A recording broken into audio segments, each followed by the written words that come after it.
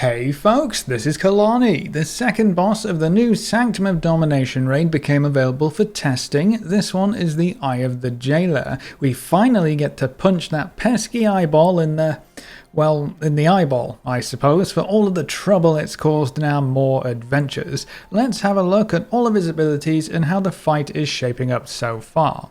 This fight has 3 phases total. You start in phase 1 with just the Eye of the JAILER boss active, and then when the boss gets down to 75% health, he runs away and you have to deal with 2 eyeball adds. After you've killed those adds, you go back into phase 1. The boss will do this twice more at 50% health and then at 25% health, and then when you engage the boss after the last set of adds have been dealt with, you enter phase 3, which is a hard burn phase. This fight seemed pretty easy overall.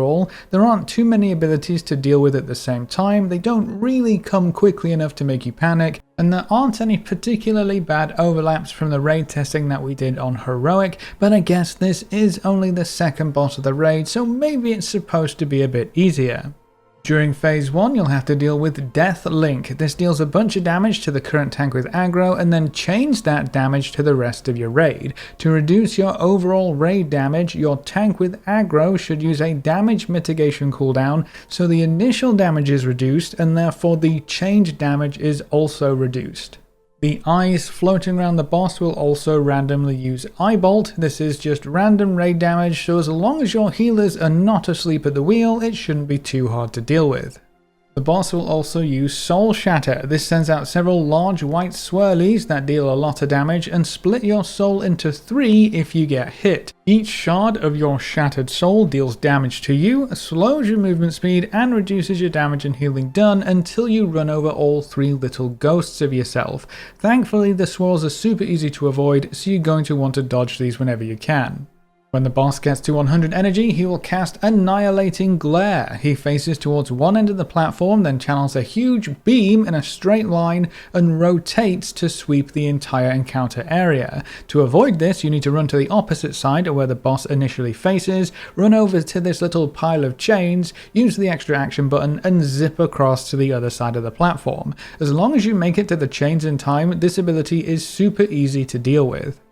On Heroic mode, you'll also have to deal with Stygian Abductor Adds. They will cast dragging chains at random players. You can see the grey swirly AoE around some players. After a few seconds, anyone inside that AoE is chained and the abductor tries to drag them off the platform. The chains are less effective the more players who get chained, and if enough players get chained and run against the pull-in, you can actually drag the Abductor Add onto the platform so you can kill it faster. It also stops using the chain ability when it's grounded, so stack up and drag them down to the ground.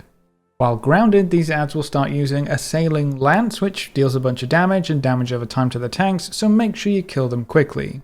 When the boss loses 25% health, you're going to transition into phase 2. The boss runs away and an eyeball add will appear near the chains at opposite ends of the platform. The important thing with these adds is keeping them apart. If they ever come within 30 yards of each other, they cast Suffering every 3 seconds, dealing raid-wide AoE damage, and they apply a shadow damage taken debuff that lasts for a minute, so keep them apart while you DPS them down.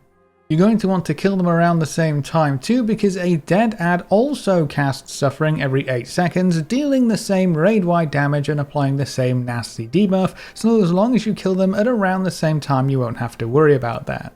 The add also casts Slothful Corruption. This is a magic damage over time effect that reduces spell casting, ranged attack speed, and movement speed, so they should be dispelled as quickly as possible. The adds will also apply Spreading Misery to random targets, which deals damage over time and causes them to drop a puddle on the floor. You will want to position yourselves towards the back and sides of the room so these puddles aren't dropped in the middle when you go back to fighting the boss. During this phase, the boss will also use Titanic Death Gaze. This deals raid-wide AoE damage periodically, so the longer you're in this phase, the more damage you're going to have to heal up, but that's pretty much all you can do about it.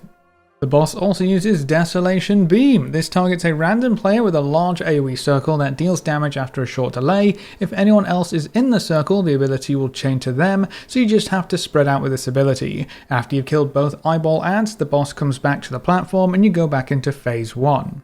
After getting the boss down to 25% and then killing the last 2 eyeball adds, the next time the boss comes back to the platform you'll enter phase 3. Right away the boss will cast immediate extermination. This increases the boss's attack speed by 50%, inflicts raid-wide AoE damage and reduces all of your healing you take by 10%, and it stacks every 6 seconds. So this is your enrage timer right here. You have to finish the boss off before you die to the combination of AoE damage and reduced healing. Apart from that, it's exactly the same as phase 1.